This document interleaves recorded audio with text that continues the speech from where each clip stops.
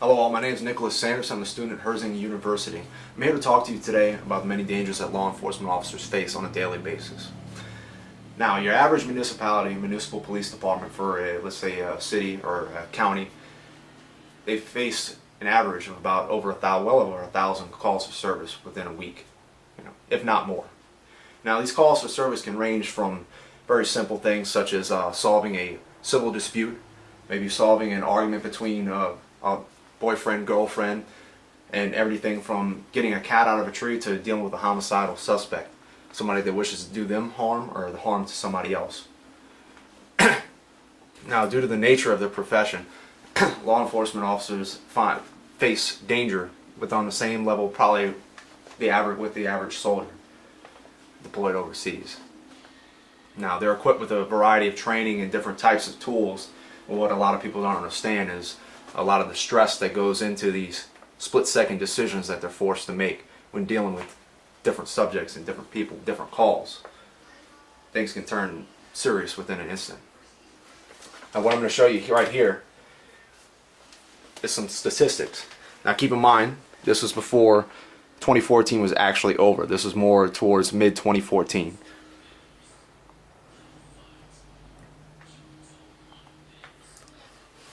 Now, as you can see, law enforcement officer death in the line of duty was around 50 to 75, somewhere within that mark. Now, this was before the year was over with. As you can see, previous years were significantly high as well. Now, the thing to keep in mind is that this year differs from the previous year, as we had a large amount of law enforcement officer related deaths, but most of them were vehicle or some type of related with an accident with motor vehicle operation.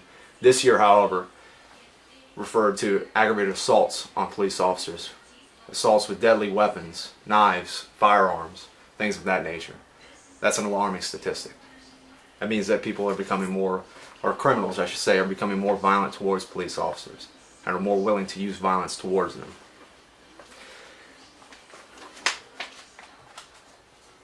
And to talk further about it,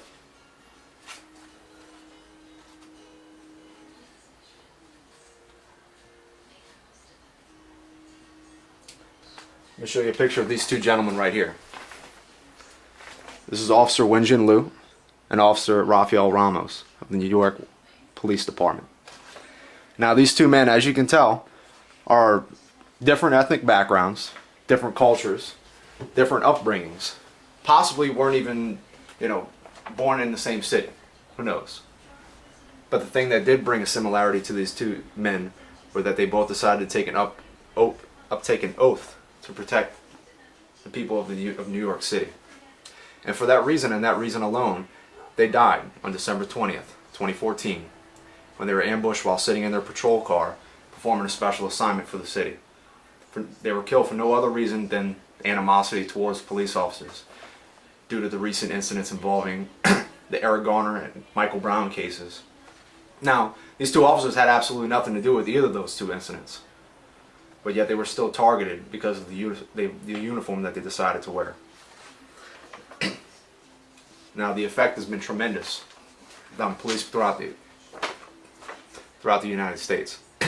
Especially in the city of New York, we can take a look, and following that incident, following the mayor recently turned their backs prior to this incident occurring, Eric de Blasio, he made several comments basically stating that how he has told his son he has to teach him how to deal properly with policemen when he's confronted by them due to the color of his skin, because he's of mixed race. So basically, by making these comments, he's ostracized his own officers, his own police force in a way. Ostracize all the men and women, all the good people that do work for his department by making those comments. By feeling that they've had their back turned on them, and with the recent incidents with the violence towards New York and the policemen there, a lot of things have dropped. Arrests were only made whenever officers had to actually make a physical arrest. Summons dropped. Any type of citations or tickets have also dropped. And this is all due to the recent morale.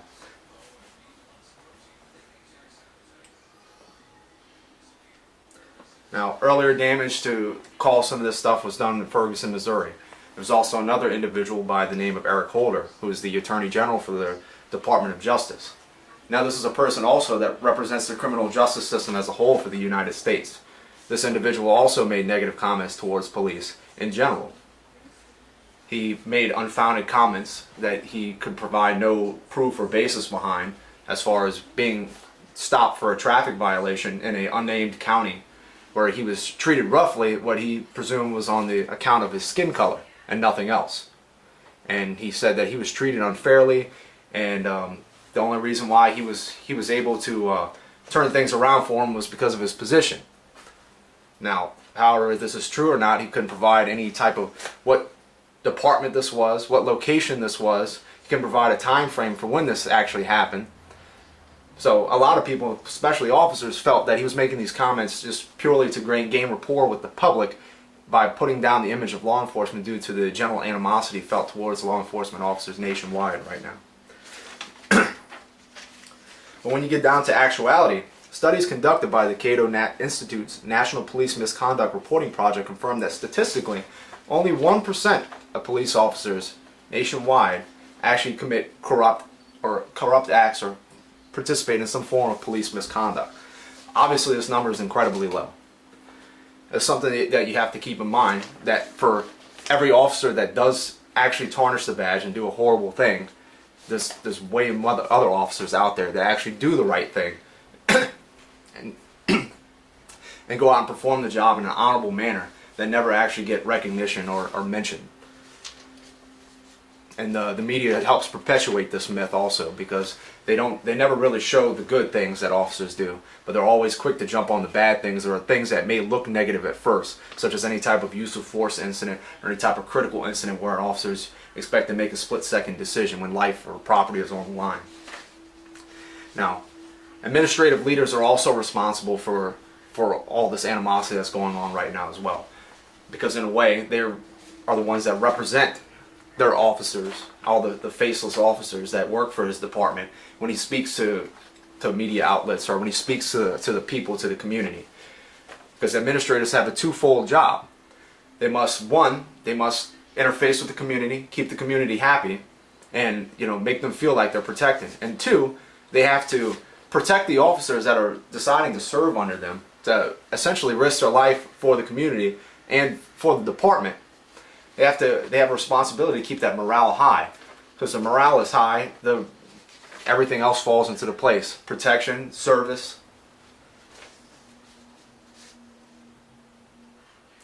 Now, it's important that administrators also, they have to set the bar high. When they're hiring law enforcement officers, they don't want to hire just anybody off the streets. That is their right. They're supposed to hire people that can perform the job well and do the right thing. It's their responsibility to provide these people that of a higher caliber with the training and the tools and equipment that they need in order to get through a tour of duty safely and to respond to citizens' calls and be able to have the resources to be able to answer the problems that whatever they may have or they might call 911 for.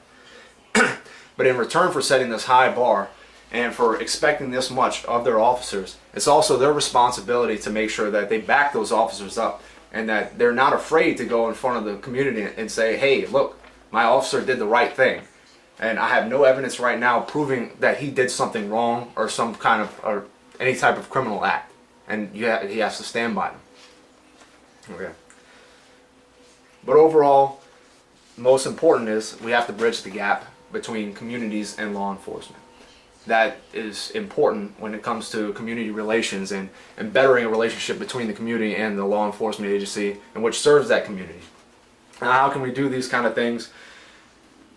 I mean, neighborhood watches, citizens academies. Citizens academies are a good one, because citizens academies allow members of the community to come and sit in and actually see what law enforcement officers have to deal with on a daily basis. They get to kind of be put into those scenarios where officers are put in these violent situations, these split-second decision situations where they're required to make some type of decision with very little time and with much at stake. And some of the reasons why there's such poor community relations, because there's a lack of understanding between police and the community. Because sometimes policemen may not understand what that person is going through. You have maybe 15 minutes out of the day, especially if it's busy, to come and meet with this person that calls 911 for something that may not be a priority, but it's something that's very important to that member of the community, and they want an answer for. And sometimes there's no readily available answer for every type of call for service out there. But however, police are expected to respond and give some type of satisfaction to this person. So it's up to understanding on both ends, for the member of the community to understand and the member of the law enforcement agency to understand each other, so that we can come to better grips with everything and begin to solve problems. Because the only way to solve violent crime, or to solve crime, property crime, and everything in general, is to have an understanding and work together. Now, I hope you've enjoyed my speech. I hope I've helped open your eyes a little bit and inform you about some of the dangers and some of the trials and tribulations that officers face on a daily basis. And I hope that with this speech, some people can look and understand better what's kind of going on, and hopefully everybody can start to work together as a team, and we can kind of meld this rift that has come between law enforcement and the community. Thank you.